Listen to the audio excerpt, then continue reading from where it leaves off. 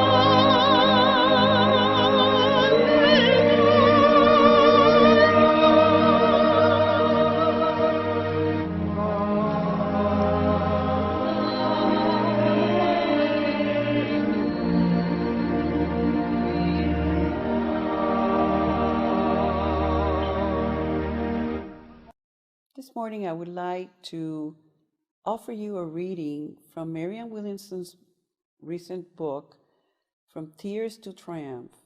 And it goes like this. The suffering of Jesus on the cross was an embodiment of the full viciousness of the ego. His crucifixion is the ultimate symbol of the ego having gotten its wish, causing us to suffer and ultimately die. The ego is the belief that we are our bodies, and thus the death of the body seems to be the ego's ultimate triumph. The resurrection is God's response to the crucifixion, the reemergence of truth after illusion has had its way with us. It is the ultimate reemergence of the light after darkness. It is the fact that death does not exist, for what God created cannot die. It is the expression of God's will, which has never been done, not only in Jesus' life, but also in ours. No matter what happens, no matter what evil might occur, God always has and will get through the ultimate final word. In time, all will be well. In fact, it will be glorious. Because spiritual reality applies to a state of awareness beyond time and space. The acceptance of the resurrection takes us beyond mere hope. We do not just hope that everything will be out in time. We know it will work out in time because in the mind of God, it already has. In the mind of God, the quantum field of infinite love, everything is already perfect. We can therefore proclaim our resurrection while in the midst of our crucifixion, as it says in A Course in Miracles. Miracles collapse time. We don't wait for circumstances to change to know that things are perfect. We accept that things are perfect, and our conviction causes circumstances to change. The power, as always, lie in our thinking. As we affirm that God is. And so it is that we make it so. And after having shared these words with you, I highly encourage you to now start relaxing and shifting into a more quieter state as we all prepare for meditation. Thank you.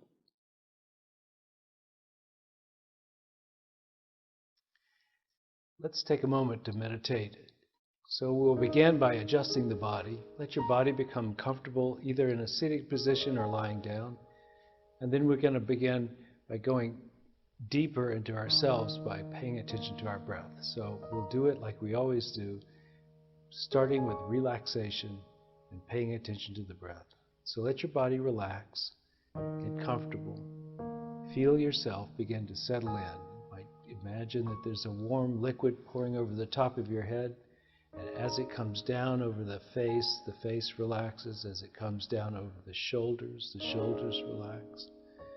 Over the chest, and now the back and the belly, all parts are relaxing.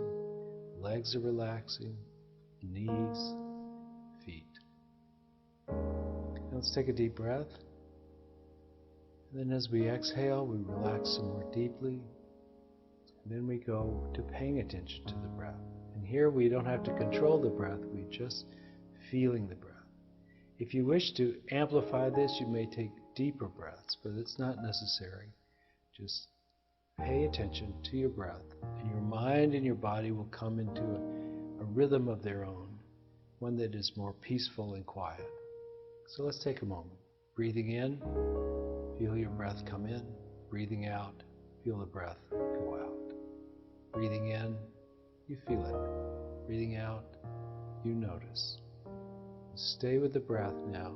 Stay with the breath. See if you can stay with the breath with uninterrupted attention to the breath for 7 breaths. Let's try that. 1,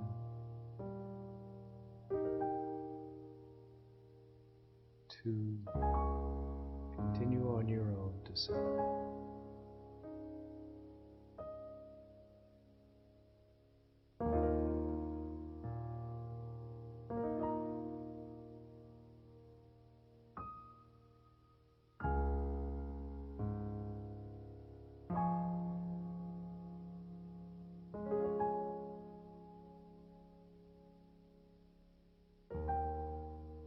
As we go deeper into this, let your breath now be focused here in the center of the chest, where we talk about having an energy center in the body called the chakra, the heart chakra. Feel this heart chakra being energized by every breath, being focused there, the attention being focused there. Feel into this place. Let your heart open.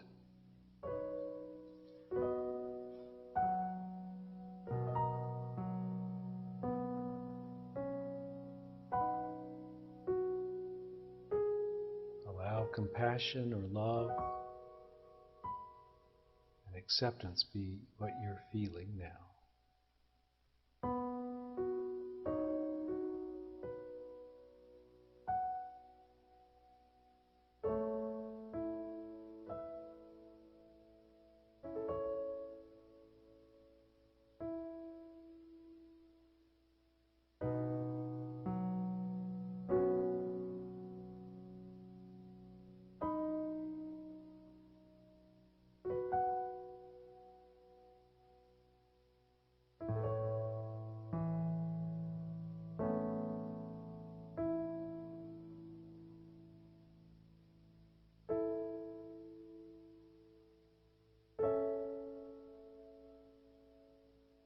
Now remember in your life a time after the struggle. Remember a time when you had succeeded, where you had been at a loss or being felt behind or in pain or were ill. And that time was past you, and it was time to be reborn, to awake, to feel healthy again, to succeed. Remember that time when you're coming out of the tomb of struggle and into the light of your health and success.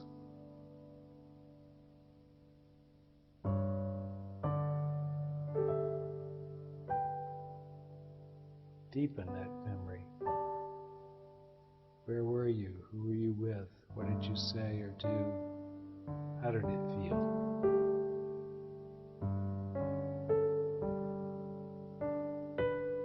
This is an Easter experience for you. One you can return to just by remembering.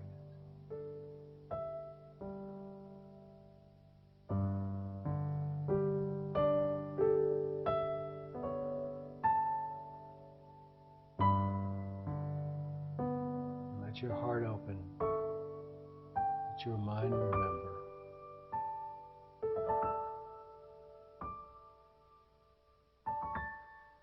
Let us keep this feeling state as we move into the awakened, eyes open part of this service. Keep the Easter in your heart. Keep the success, the joy in your feeling state. And remember that you have risen many times. And so it is.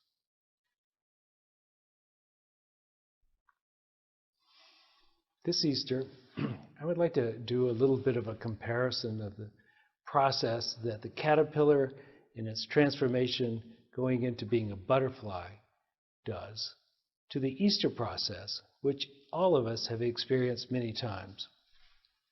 Essentially, the Easter process didn't happen just once, long ago, to Jesus, to one person in Palestine 2,000 years ago. Rather, this is something that's happening all the time in nature, and in everybody's individual lives, and in yours also. You have had times when you have been down and lost and sad or defeated or unpleasantly reminded of your inadequacies or whatever. and you found a way to get through that and to move on to a happier place, to a place where you're living the life that more reflects your hopes and dreams. This is the Easter process. It is a resurrection from death into life. Plants do it all the time. Animals, the whole animal kingdom is in a constant state of recycling and reimagining, re-emerging as living, vibrant beings. This is what life does. It doesn't ever completely die. It is always in a point of transition. And it happens within lives. You have been incarnated many times, I'd say, in this lifetime alone. Because you have been changed, you have evolved, you've become something better. You are evolving into the greater aspects of yourself. This is the evolution of your own life. And you might call it essentially an Easter story every time you make one of these transitional moves. One of the creatures on earth that does this in the most dramatic fashion I know is the caterpillar that turns into a butterfly. Now I'd like you to think about the caterpillar. You know, in the beginning, its job is to eat itself almost out of house and home. It is voracious and it gets fatter and plumper, and all it does all day long is eat. And as it grows and grows, it eats up a lot of the vegetation around it. You see the trees often suffer from caterpillars, and their leaves are devastated by these creatures who are fattening themselves up, and they don't necessarily know for what. They're just working the system that they are given. They go for it as much as they can.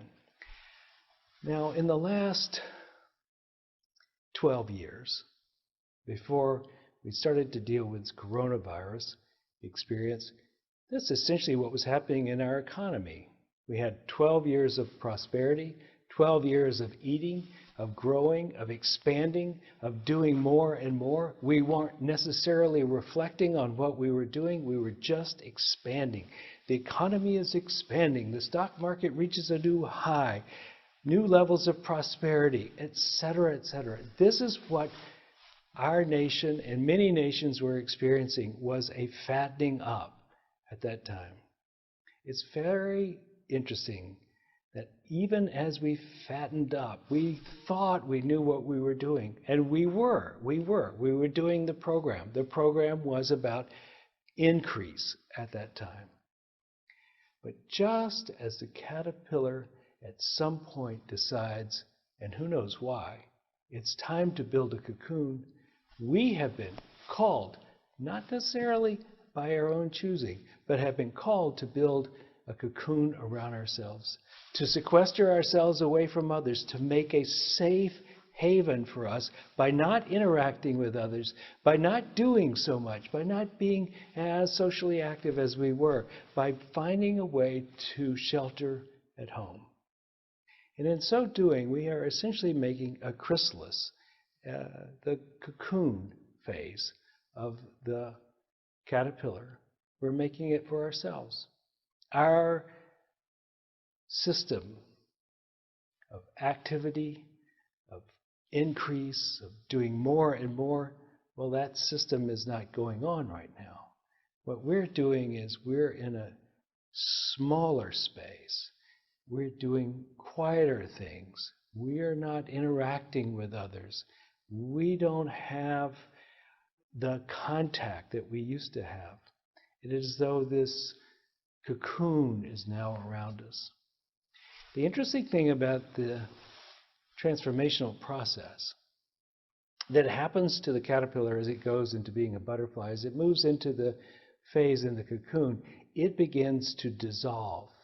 If you were to cut a cocoon open at the moment of this transition, you would not find a caterpillar that looks sort of like a butterfly. What would you find is a soup, a bunch of cells in there looking very disorganized. And then something interesting happens. There's a group of cells called the imaginal cells. Actual name, imaginal cells. And those cells begin to organize this soup. As it organizes this soup, it gradually begins to form what becomes the butterfly. And the butterfly is out of sight. The butterfly is not forming in front of us, but in this protective shell.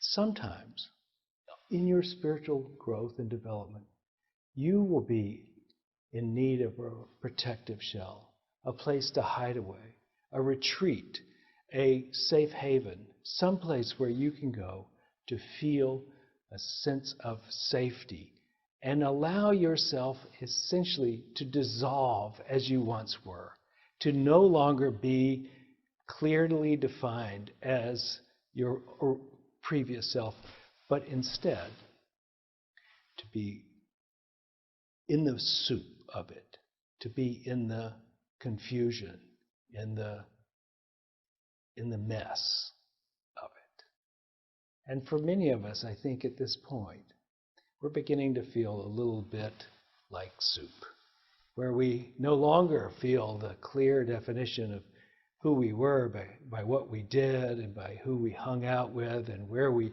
went on a habitual basis. Those rules have changed. And now we're sequestered into this quiet place, and we're being asked, being invited to be transformed. And if we will take this and do whatever practice seems appropriate for us, whether it's self-reflection or journaling, whether it's a case of writing letters of amends, or it is imagining a different future and putting the research that goes into that, whether it's talking to people on the phone, healing relationships, creating relationships, developing a strategy for the future, whatever it is appropriate for you to do at this time. Let yourself begin to do this. Let that soup begin to form, and to form into something that it never was before. You may come out of this a different person, more yourself than you've ever been, more a butterfly than you were a caterpillar. Maybe you were always destined to fly, to have beautiful colors, to be ethereal. Or maybe you're just more free. Or maybe you're just more beautiful. I don't know. This resurrection period, this one that we're coming into, that we celebrate today on Easter, is the same sort of thing that they talked about with Jesus' life.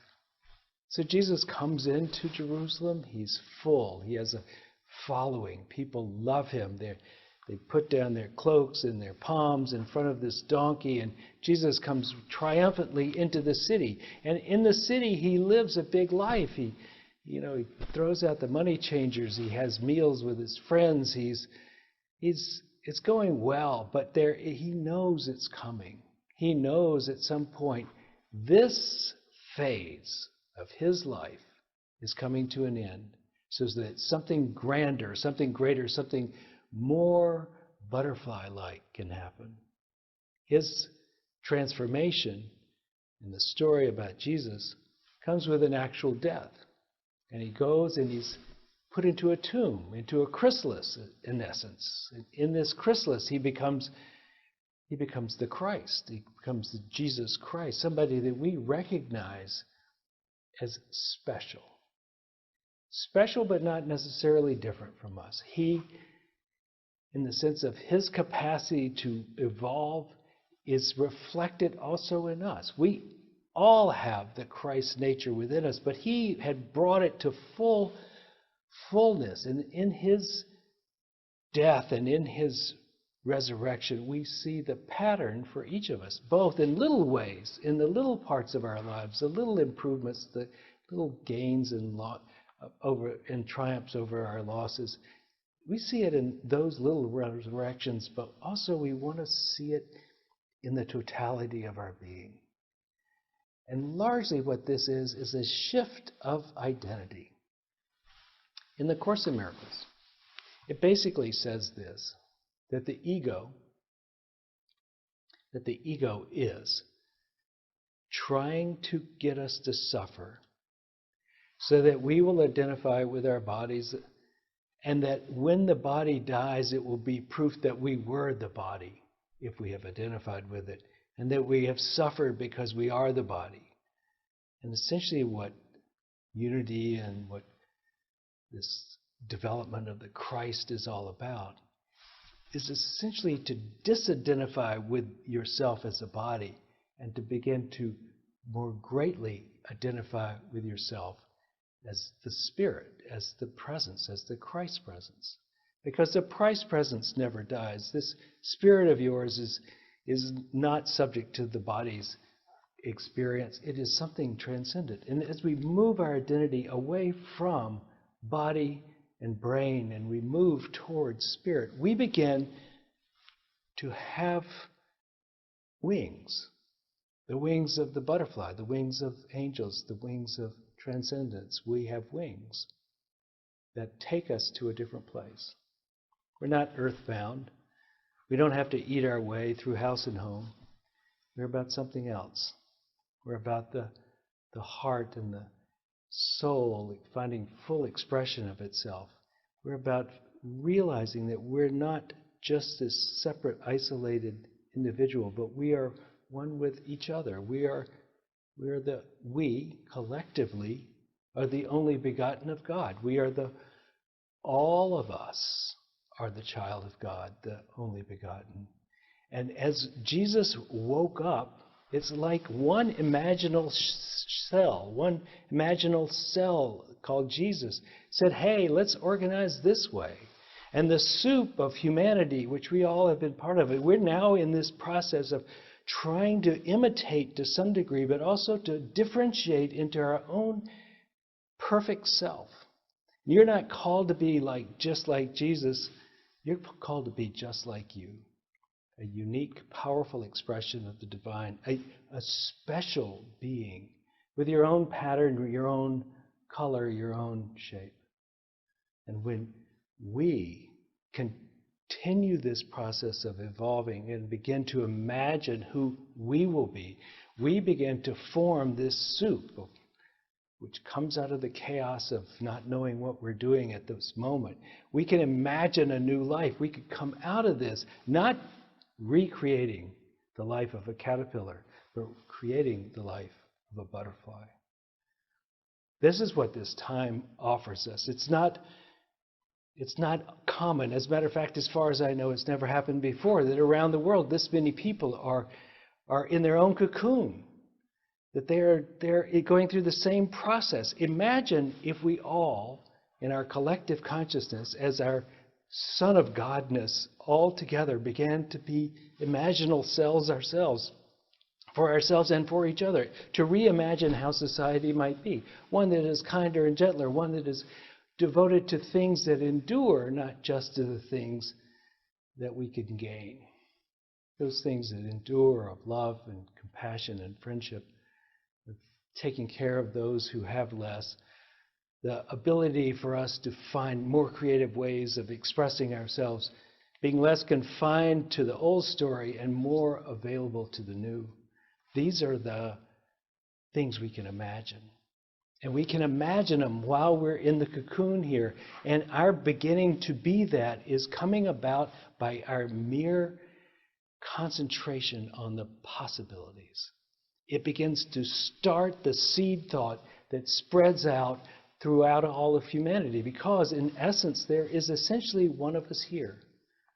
In this collective consciousness which we use as ourselves, we can influence by the way we feel and think, the way we imagine, the things we picture, the things we lean into can be a new future for us and for the whole world. Who knows, maybe this is the second coming. Not so much as Jesus coming down from a cloud, but the second coming in which we recognize ourselves as the Christ. We recognize ourselves as the one, and I mean all of us are the one that takes its place in the fullness of itself, that lives like a butterfly, that lives in freedom, that lives in beauty, whose essence cannot be controlled by the gravity of earthly circumstances, but flies beautifully along the wind of love and light. This is our destiny. We're not destined just to be caterpillars for the next 10,000 years. We've come this far. We've fed. We've grown fat. We're ready. We're ready for transformation. This is our time in the cocoon to set the imagination, to clear up the past if necessary, but to set the imagination toward where we might go. For we are not supposed to be merely mammals.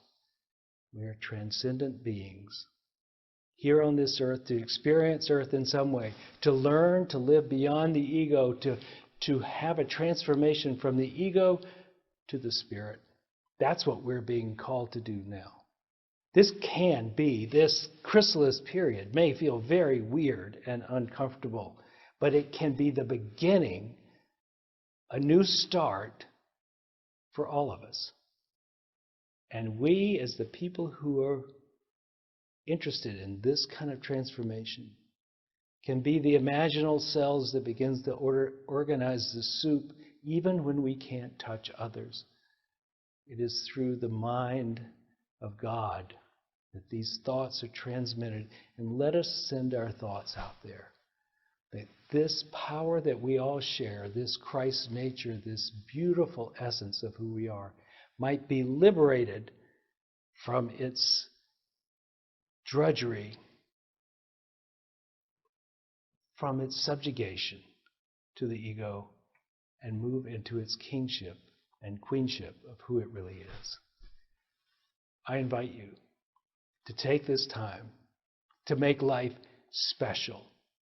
It may not feel great, but it could be the beginning of something transcendent.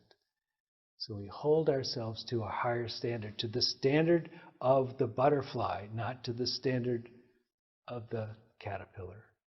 Let us be who we have come here to be. This is our time. And may this be a profound Easter for you. May the Christ of your being find its full expression in this lifetime. And so it is. Charles Fillmore, co-founder of Unity's favorite Bible verse, it's Christ in you, the hope of glory. And this is what we're celebrating today, the fact that we are indeed the risen Christ. So from that space of awareness, I would like to invite you to, at this moment, open up inside to all the beautiful awareness, love, peace, sense of connection, so that we may give to this church, give with a lot of conviction that as we give, we know that we will receive. Whatever we would like to receive more of, we need to give more of that. So at this time, I highly encourage you to bring of your material substance to support our institution. As you see, we're fully committed to keeping our services going, to service you at this time, a time where I know how much is needed, how much this message that Unity has to offer has to stay alive. So I would love for you to do that. You can do that as you're listening to me, or during the music or afterwards, but it's really easy. You can go to our page, unitytriangle.org, and go to donate, and you will see the screen there in which you can just get your debit, credit card, and make it a one-time or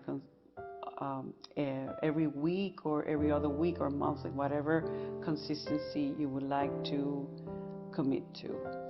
So from that awareness, then I'm going to ask you to again come back to that inner place of the beautiful enlightened Christ presence that you and I are, and that every person is, and hold your love offering or your intention to give and to serve, and affirm with me at this moment: divine love as me blesses and multiplies all that I am, all that I have, all that I give, and all that I receive.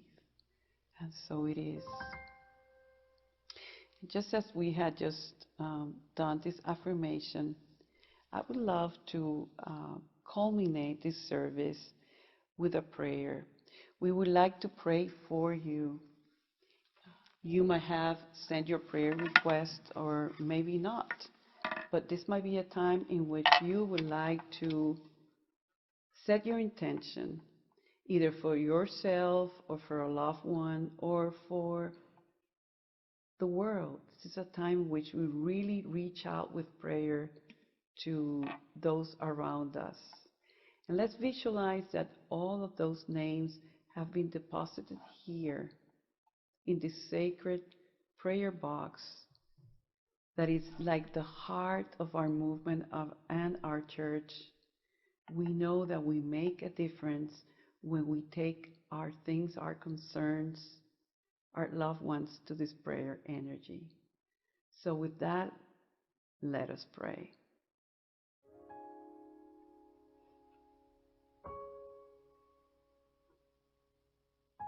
In the presence of pure being, fully centered in our Christ presence, we visit that place within us where there is no sense of limitation or scarcity or disease or separation. And we jointly come together to that space to feel and experience the one presence and one power. And we affirm from that place of awareness and knowing that all things are truly working for the highest good of those that we are praying for. We know that in prayer, we envision only the highest. And the highest is always saying yes to our healing, yes to our prosperity, yes to our happiness. And we affirm so because we have faith in that power and that presence. And from that place of faith, we release everything into the hands of the divine, knowing that all is well, that all will be well, that God is in charge, and we are at peace. So for this recognition, and already in a great sense of gratitude, we say, thank you, God. Thank you. And so it is. Amen.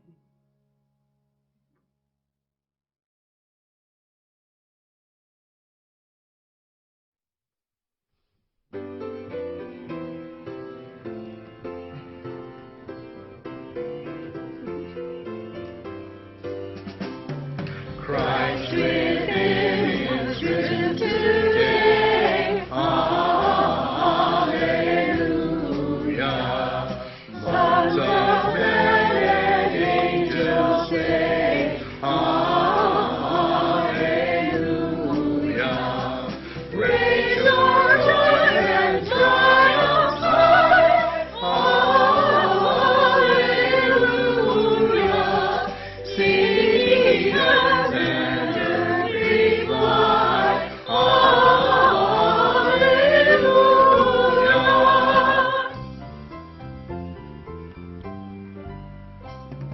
By thy dazzling radiant rays, Alleluia, shine illuminate our days, Alleluia, constant be the truth will shine, Alleluia, now the joy goes and shine on, Alleluia.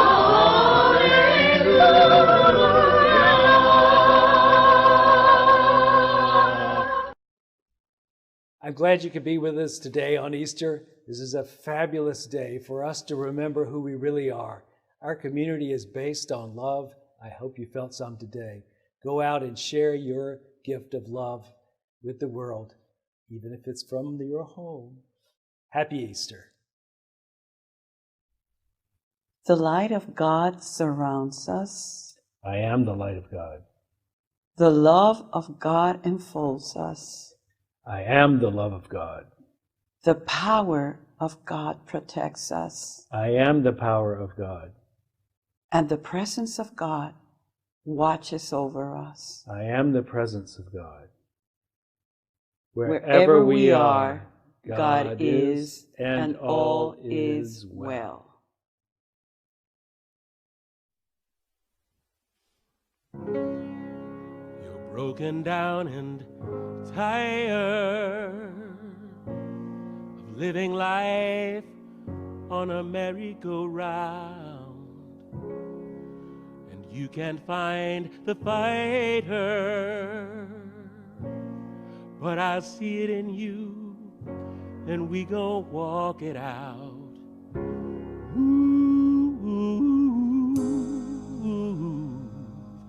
Mountains,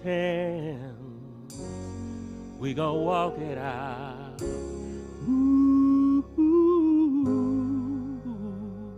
Mountains,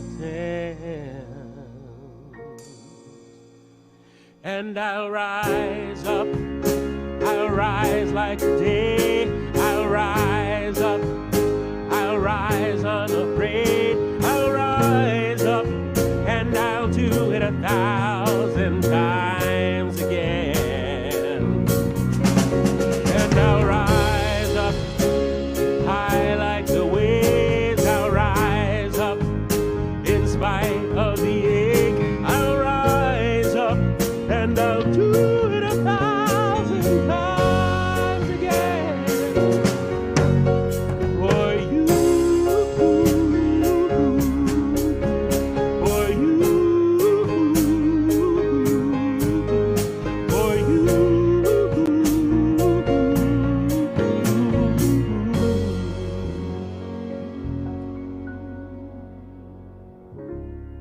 When the silence isn't quiet, and it feels like it's getting hard to breathe, I know you feel like crying, but I promise we'll take the world to its feet and move mountains, bring a world to its feet.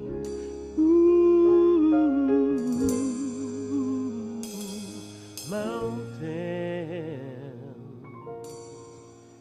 and I'll rise up, I'll rise like the day, I'll rise up, I'll rise unafraid, I'll rise up, and I'll do it 1,000 times again. For you,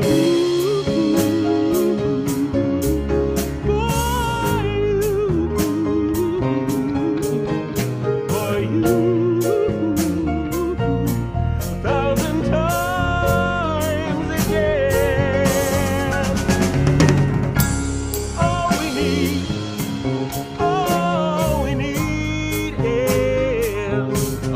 is hope, and for that we have each other, and for that we have each other.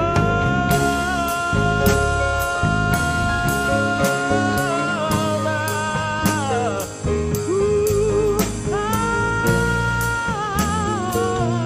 1,000 times again. I'll rise up, rise like the day, I'll rise up in spite of the ache, I'll rise up, and I'll do it 1,000 times again. We'll rise up high like the waves, we'll rise up in spite of the ache, we'll rise up, and we'll do it 1,000 times again. For you, for you, for you.